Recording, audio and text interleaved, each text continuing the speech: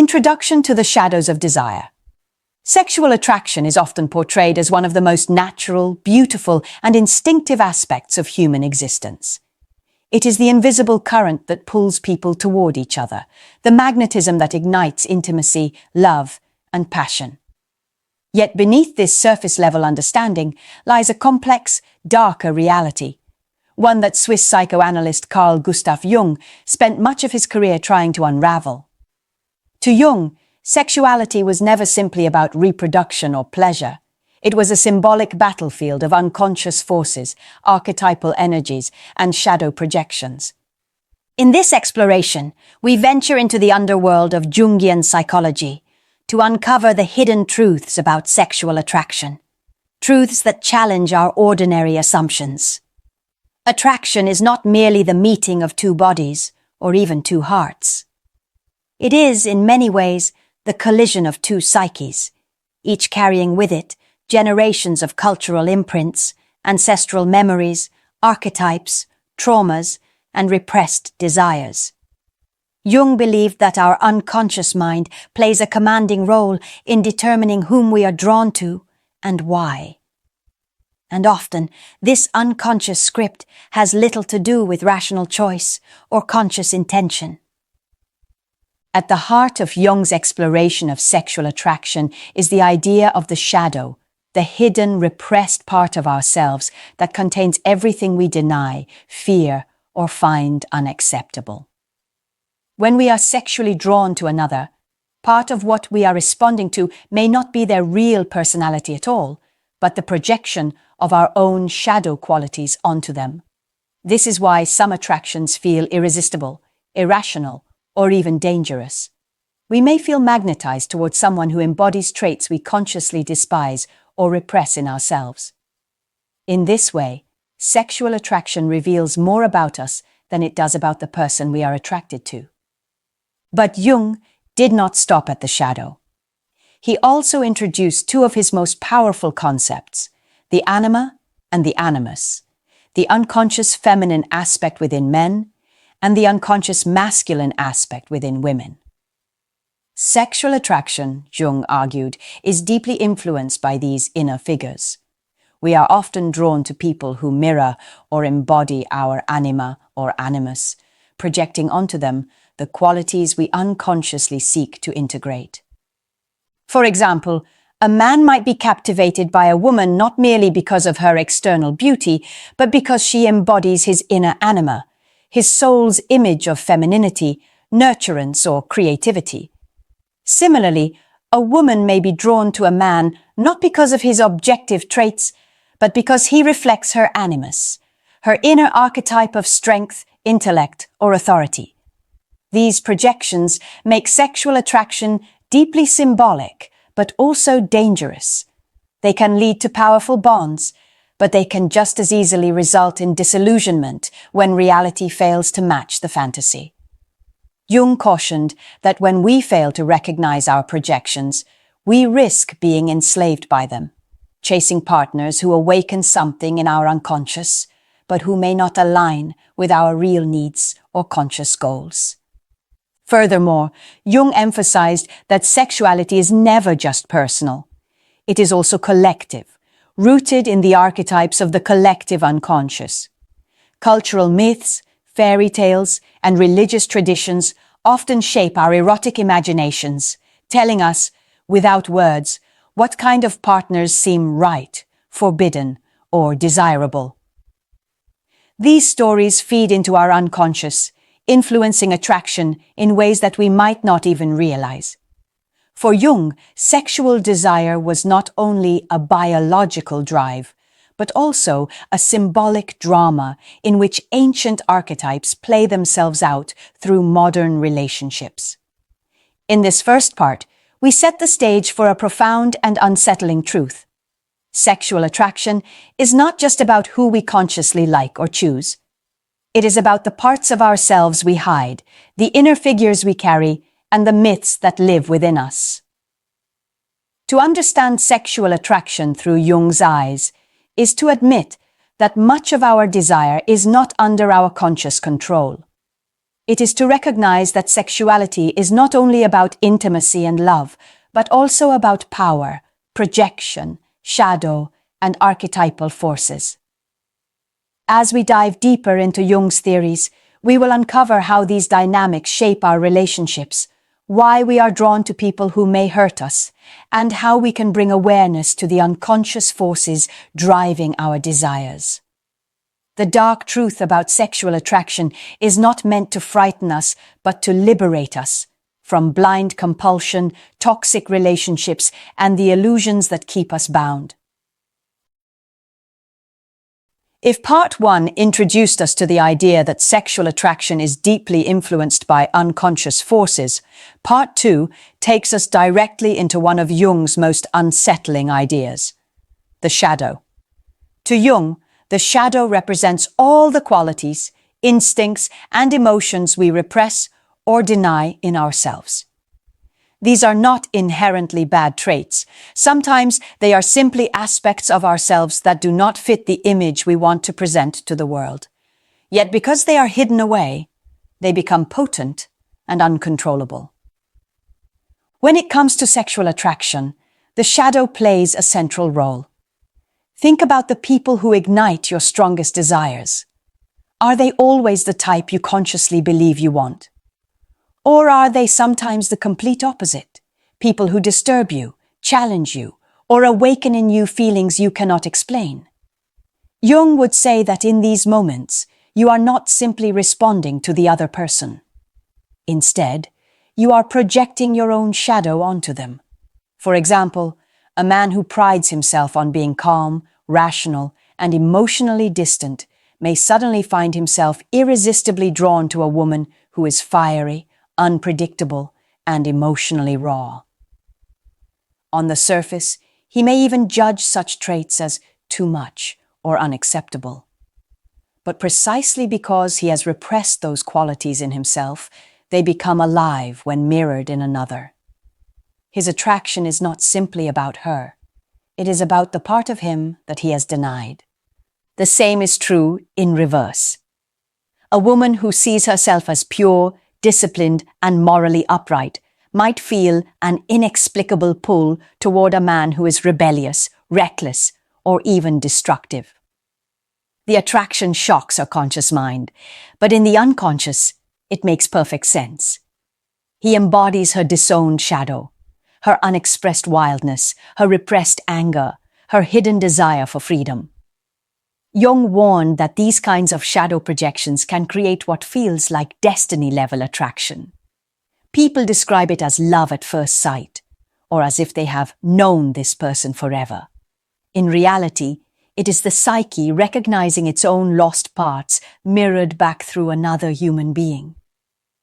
The intensity comes not from the actual compatibility between two people, but from the fact that the unconscious has been activated. This is where the dark truth becomes dangerous. Relationships built purely on shadow projection can be intoxicating at first, but devastating later. Why? Because the partner is rarely who we think they are. Eventually, the projection cracks, and we see them for who they truly are. What once looked like wild passion may turn into chaos. What once seemed like strength may reveal itself as control. When the projection lifts, the disillusionment can be painful, leading to heartbreak, betrayal, or feelings of being deceived. Jung insisted that the real challenge is not to avoid shadow attraction, but to become conscious of it. When we recognize that what draws us to another may actually be something repressed within ourselves, we have an opportunity for growth. Instead of being enslaved by projection, we can integrate the shadow into our own personality. This process, what Jung called individuation, means taking back the qualities we once disowned and learning to live with them in balance. In practice, this might mean acknowledging our own aggression instead of always projecting it onto a partner who fights for us. It might mean owning our sensuality rather than seeking it only in someone else. Or it might mean facing our desire for freedom instead of falling for partners who embody rebellion while we remain controlled. By doing this, we reduce the unconscious power of sexual attraction and transform it into something more conscious, balanced, and authentic. But the shadow is not only about darkness. Jung also noted that we repress positive qualities too, what he called the gold in the shadow. Sometimes we are attracted to people who seem radiant, confident, or creative because those are qualities we secretly long to embody ourselves. We may idolize them, believing they possess something magical we lack. But the truth is, that magic belongs to us as well. The attraction is a mirror of our hidden potential. This is why Jung often described sexual attraction as a profound teacher. It reveals both our wounds and our possibilities. The people we are drawn to can show us what we need to reclaim from the depths of our unconscious. Yet if we remain blind to this process, attraction can enslave us, making us chase illusions, repeat toxic patterns, and confuse projection for love. In the dark truth of sexual attraction, the shadow is always at play. It makes us fall for people we shouldn't. It blinds us to red flags, and it convinces us that our obsession is destiny. The anima and animus in sexual attraction. Attraction becomes even more complex when we bring into focus Jung's ideas of the anima and the animus. For Jung, no human psyche is ever complete on its own. Every man carries within himself an inner image of the feminine, which Jung called the anima, while every woman carries an inner image of the masculine, the animus. These inner figures are not merely psychological curiosities. They profoundly shape how we love, whom we desire, and why certain people feel irresistibly magnetic to us. When we meet someone who outwardly reflects our anima or animus, the pull can be overwhelming. The experience often feels like meeting a soulmate, or as if destiny itself has aligned our paths. But this deep attraction may not actually be about the other person at all. It may instead be the psyche recognizing, through projection, the archetypal figure it already carries within. In this way, sexual attraction often mirrors the unconscious attempt to reunite with a missing piece of ourselves. For a man, the anima represents his inner connection to feeling, creativity, intuition, and the mysterious qualities he does not usually associate with his conscious identity. When he encounters a woman who embodies these qualities, he may feel as though he has found his other half. But it is not simply her. What he is experiencing is his anima awakened within himself. She becomes the canvas upon which he projects his soul image of the feminine. The risk, of course, is that she may not truly be who he imagines. If he cannot see past the projection, he risks becoming enchanted by a fantasy rather than entering a relationship with a real human being. For a woman, the animus plays a similar role. It represents her inner masculine qualities: reason, authority, courage, and drive. When she meets a man who embodies these, she may feel inexplicably drawn to him, not because of who he truly is, but because he matches her unconscious image of the animus. This attraction can feel both electrifying and dangerous, pulling her toward figures who embody power or intellect in ways she longs to integrate into her own psyche. Yet if she remains unconscious of this projection, she may be perpetually attracted to controlling, dominant, or distant men, believing they hold the strength she lacks, while in truth, that strength resides in her. Jung saw this process as both perilous and transformative. On the one hand, anima and animus projections can trap us in cycles of unfulfilled longing. We search for someone who can carry the weight of these archetypes, but no human can ever fully live up to such immense mythic expectations. On the other hand, these very attractions are what call us into growth. By becoming aware that we are projecting our inner figures outward, we can begin to reclaim them. A man who sees his anima in another woman can learn to cultivate his own sensitivity and intuition. A woman who recognizes her animus in a man can begin to embody her own inner authority and strength. This is what Jung meant when he described relationships as crucibles for individuation. We do not merely fall in love with other people, we fall in love with lost pieces of ourselves. The attraction that dazzles us is an invitation to look within, to ask what qualities we have exiled to the unconscious, and to consider how they might be integrated into our conscious lives. Yet the danger remains. Many people never awaken to this truth. They spend their lives chasing one projection after another, mistaking infatuation for fate, believing disappointment is betrayal, and never realizing that the power they seek outwardly is really a reflection of the power they hold inwardly. In this sense, the dark truth about sexual attraction is that it often misleads us, seducing us into external pursuits when the real work lies within our own psyche. What Jung offered was not a warning to avoid attraction, but a challenge to understand it. Desire, he taught, is a mirror. The faces we find beautiful, the people we cannot resist, the lovers we feel destined to meet. All of them carry messages from the unconscious. If we remain blind, these messages lead us into illusion. But if we open our eyes, attraction becomes a teacher, revealing not just who we long for, but who we are meant to become. Archetypes, culture, and the collective unconscious. While the anima and animus shape attraction on an individual level, Jung emphasized that human desire is also deeply influenced by the collective unconscious, the reservoir of shared images, myths, and archetypes that humanity carries across generations. Sexual attraction, therefore, cannot be understood in isolation from the cultural, religious, and mythological narratives that permeate society. The figures we find irresistible, the qualities we idealize, and even the types we seek are often reflections of archetypal patterns far older than ourselves. Every culture encodes ideals of beauty, masculinity, femininity, and romance, and these ideals leave an imprint on the psyche. Consider, for example, the archetype of the hero across countless myths.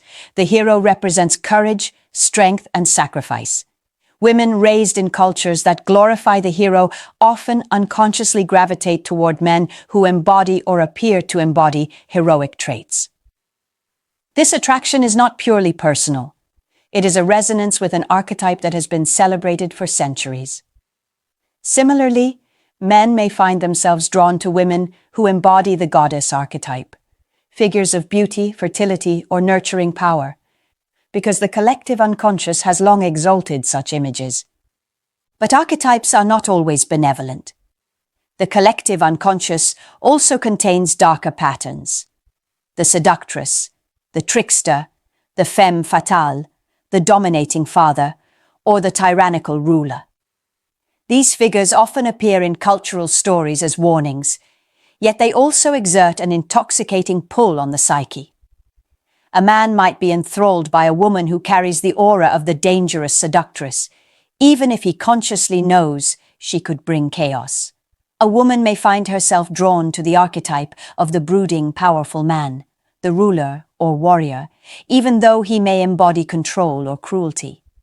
In both cases, the attraction has less to do with personal compatibility and more to do with the archetypal drama that the unconscious is seeking to relive.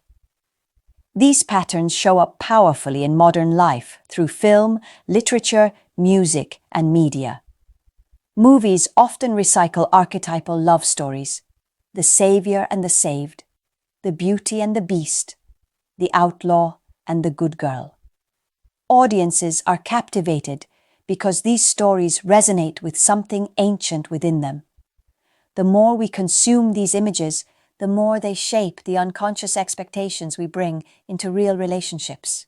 Thus, sexual attraction is not just a matter of biology or personal taste.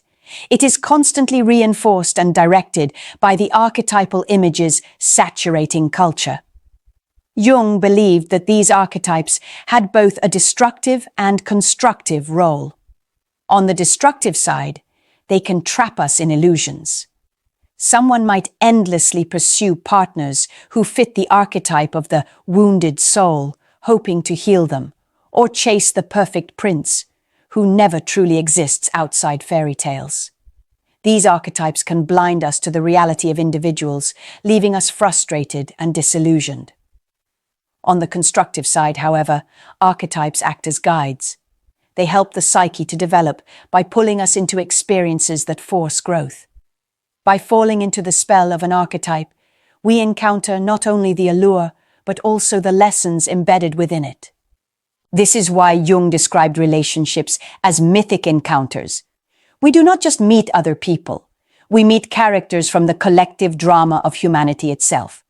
To fall in love is to step into a story larger than ourselves, one written long before our birth.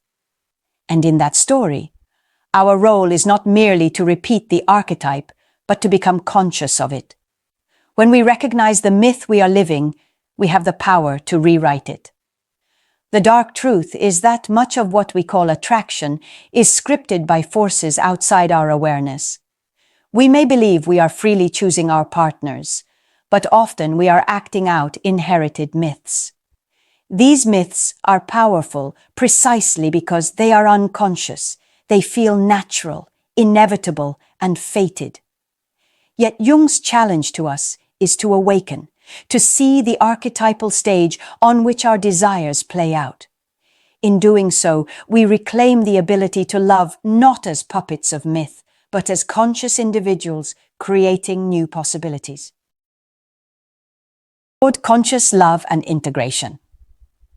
Bringing Jung's insights together, we begin to see sexual attraction not as a simple biological drive or random chemistry, but as a profound psychological and symbolic event.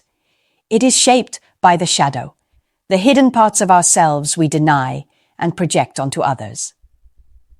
It is guided by the Anima and Animus, the inner figures of the opposite gender that influence who feels like the one. And it is scripted by the archetypes of the collective unconscious, the timeless stories humanity has always told about love, beauty, and desire. Together, these forces reveal a dark truth. Much of what we call attraction is not conscious choice, but unconscious compulsion. This realization can be unsettling. It suggests that the people we feel most drawn to may not be the best partners for us, but instead the ones who mirror our unhealed wounds or repressed qualities. It suggests that the euphoria of new love may be less about seeing another person clearly and more about projecting onto them the characters of our inner psyche. Left unconscious, this process leads to cycles of disappointment, heartbreak, and toxic patterns. We are pulled again and again toward the same kinds of partners, repeating the same dramas, until we learn to see the truth behind the attraction. But Jung never intended his theories to rob love of its beauty or mystery. On the contrary, he believed that by becoming conscious of these hidden forces, we could transform relationships into paths of growth and self-discovery. When we recognize that a partner carries our shadow, we can begin to reclaim those qualities within ourselves rather than demanding they carry them for us.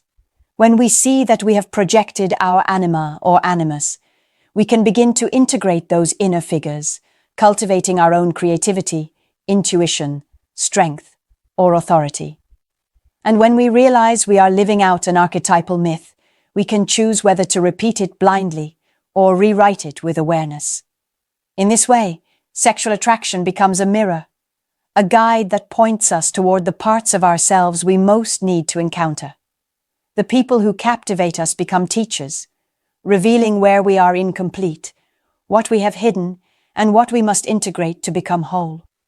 Attraction, then, is not just about finding love, but about advancing on the journey of individuation, the lifelong process of becoming our fullest selves. This does not mean that love becomes purely psychological analysis.